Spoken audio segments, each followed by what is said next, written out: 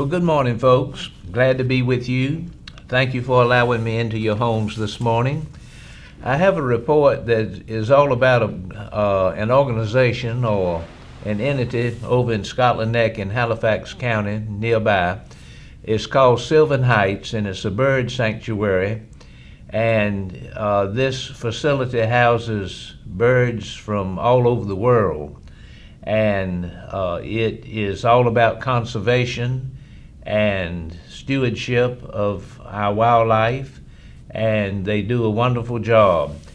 This report deals with the co-founder of it, Mr. Mike Lubbock, who grew up in England, the country of England, the nation of England, and he was recently awarded an award or recognition from King Charles, and this is what it's all about. A native Britain's lifelong service to the cause of protecting wildlife was honored recently with one of Great Britain's most prestigious honors. Mike Lubbock, co-founder of Sylvan Heights Bird Park in Scotland Neck, North Carolina, received the Most Excellent Order of the British Empire Medal from one of King Charles III's emissaries in a ceremony attended by about 200 invitees at the park. And the park has become both a staple of eastern North Carolina and nerve center for the study and preservation of avian wildlife. Mr. Lubbock, 80, was honored for his long career he devoted to the breeding, care, and global conservation of waterfowl. Health concerns now limit the once energetic Lubbock's ability to travel, so in lieu of a Buckingham Palace presentation, the award was brought across the Atlantic to him at Toad Hall, a pavilion on the Sylvan Heights campus. Britain's Deputy Consul General for the U.S. East Coast region, Colin Gray, in presenting the medal, saluted Lubbock's more than 60 years of commitment to global wildlife conservation, preservation, protection, and growth. 6 continents have been graced by Mike's expertise, by his dedication. Gray also touted the educational efforts made possible by Lubbock's work. These are his words: "Your legacy, your lasting commitment to ensuring that others can learn the importance of protecting our natural habitats, our environment." Gray noted, "This is an impressive facility and befitting of an incredibly impressive man who has dedicated so much over so long to so much."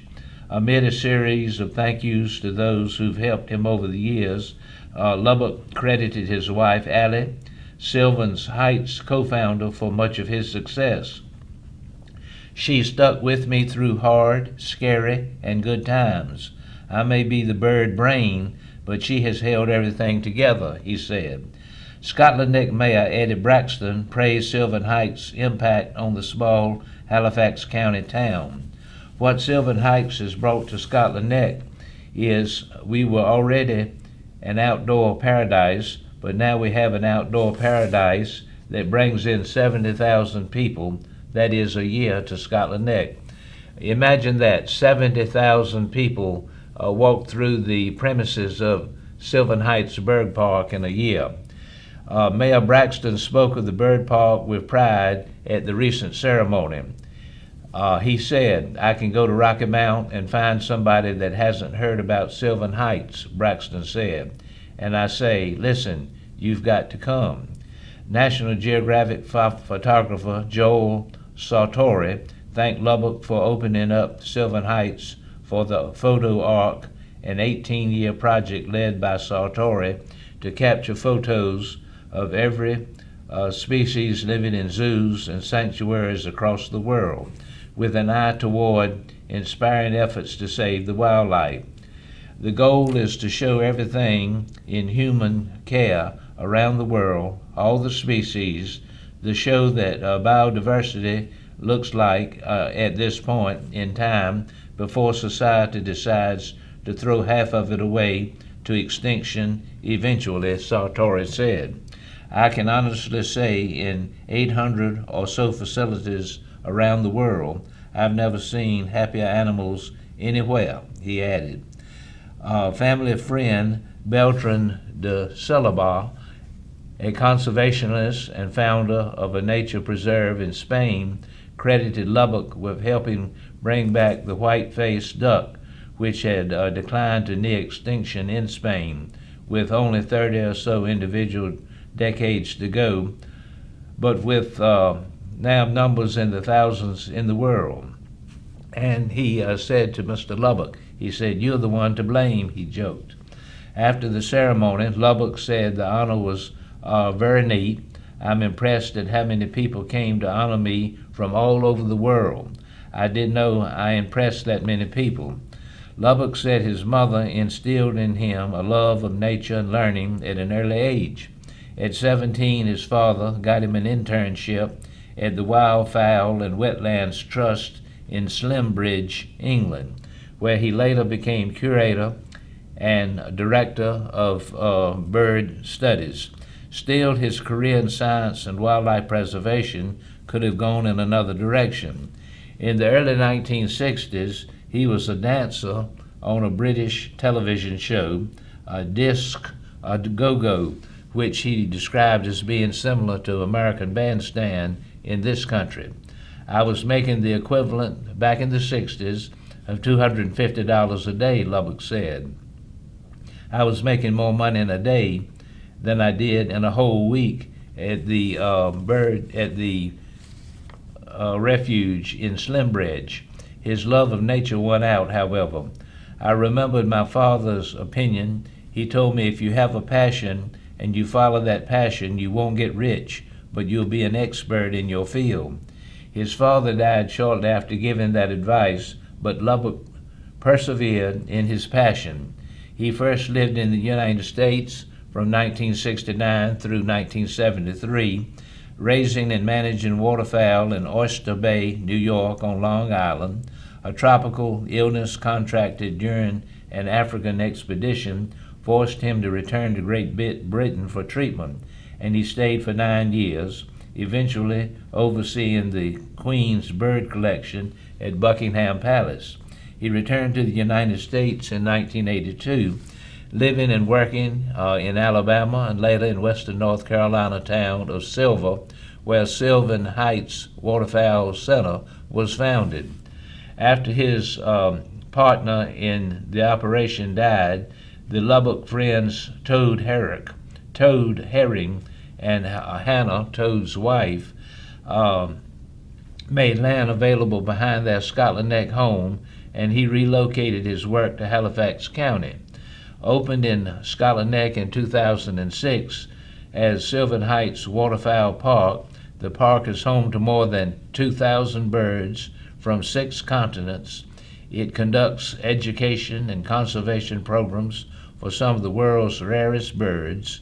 Lubbock's son, Brent, now provides much of its day-to-day leadership as Director of Operations and Development. Of the future of his beloved fowl territory, Lubbock said, "I'm just hoping we'll continue our work. I've backed off some, but we have a good team, and I'm hoping we can continue to grow and continue to do the good things that we do." Lubbock's life story and work is recounted in the book The Waterfowl Man of Sylvan Heights, Mike Lubbock's worldwide quest to save waterfowl. Established in 1917 by King George V, the MBE Award recognizes achievement or service in and to the community which is outstanding in its field and has delivered sustained and real impact which stands out as example to others, according to the British government's website. Sylvan Heights Bird Park is open to visitors Tuesday through Sunday year-round. We congratulate Mr. Lubbock, and we applaud the good work that's coming forth out of that bird sanctuary over in Scotland Neck, North Carolina, in Halifax County, just nearby. It is wonderful, and they are putting back They're saving species that would otherwise have been extinct, and it's phenomenal what they're doing. I have mentioned in times past recently about the how thriving agribusiness and has become, and our Commissioner of Agriculture, Steve Troxler, has done so much to bring this growth to such a phenomenal amount of money. The economic impact of North Carolina agriculture and agribusiness jumps to $111.1 billion. That's the second year of strong growth. Here are the details. The economic impact of North Carolina's agriculture and agribusiness industry jumped to $111.1 billion, posting a second straight year of strong growth at nearly $8 billion of agriculture, at nearly $8 billion, Agriculture Commissioner Steve Troxler announced today. With last year's increase of $10 billion, that represents over $18 billion in growth since 2022, when we were coming out of a pandemic and some challenging economic times. Troxler said at the opening of the 2024 Got to Be NC Festival, which recently was hosted. It's exciting to see numbers like these because it shows the strength and resiliency of agriculture and agribusiness in the state of North Carolina. North Carolina State University economist Dr. Mike Walden calculates the economic impact numbers annually using data from the USDA's National Agricultural Statistics Service and other multipliers. If you remember one thing I say today, I hope you will remember that agriculture is our food supply, Troxler said. It is an important industry because it feeds us. We don't ever want to have to rely on another country to feed us. We want to be self-reliant when it comes to our food supply, and that's why it is important that we support our farmers. They are the words of Commissioner Troxler. Troxler noted that the economic figures were supported by the state's top production rankings nationally, including being number one in the production of sweet potatoes, tobacco, poultry, and eggs, second in Christmas trees, turkeys, and trout, third in hogs and cucumbers, fourth in peanuts and broilers, and fifth in cotton. That's quite a list of commodities, and they're raised right here in North Carolina, and we are ever so blessed. This growth is also a result of our continued investment in agricultural research, our continued efforts to expand and attract new food manufacturing and to create more value-added opportunities, and the continued support of our legislators, Troxler said. Along with this highlight of agribusiness and the business that has been generated, we have a challenge that is prevailing, and it has to do with farmland preservation. So much of our farmland is going now into development, into building, and is being taken out of agriculture. And if we are not careful, we could wake up one morning and so much of our good land will already have been claimed and be in other uses. So Commissioner Troxler has heralded this mission to offset that and to put some land aside that would be permanent for agriculture. And here's something that's going on in Wake County, and it has to do with Commissioner Troxler, and this is what it says. Troxler recognizes Wake County's innovative farmland preservation program. Agriculture Commissioner Steve Troxler recently presented the North Carolina Friends of Farmland Award to Wake County for its innovative farmland preservation initiatives that have already preserved 238 acres of farmland. The award recognizes an individual or group that delivers exemplary service in the preservation of North Carolina working lands and undertakes extraordinary efforts to foster the growth, development, and sustainability of North Carolina farms. I cannot say enough about Wake County and the innovative ways county leaders have focused on farmland preservation, from revamping its farmland preservation ordinance to hiring a farmland preservation coordinator housed in the Soil and Water Conservation District Office of Wake County. Troxler said in presenting the award at Wake County Board of Commissioners meeting in terms of innovation, Troxler noted that Wake County has allocated the rollbacks from present use value to fund the program, meaning it takes the taxes from when land is converted for development and uses it to preserve the remaining agricultural lands in the county. I would love to see every county in the state implement a similar program. I appreciate Commissioner Troxler for recognizing the value and importance of our innovative farmland preservation program, which has already preserved nearly 240 acres in Wake County, said Wake County Commissioner Vicki Adamson. According to the 2022 Census of Agriculture, Wake County has 664 farms on 62,323 acres.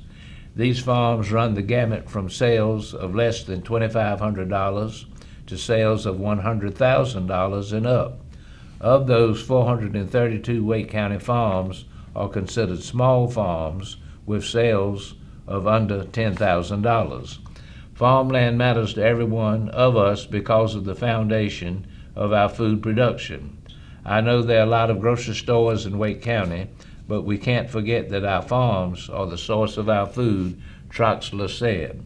Farmland preservation helps ensure that we have natural resources we'll need to continue to feed ourselves and others.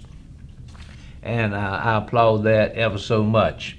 My time has run out. I'm honored to be with you. I look forward to being with you next week. Thank you for tuning in. Have a good week and God bless.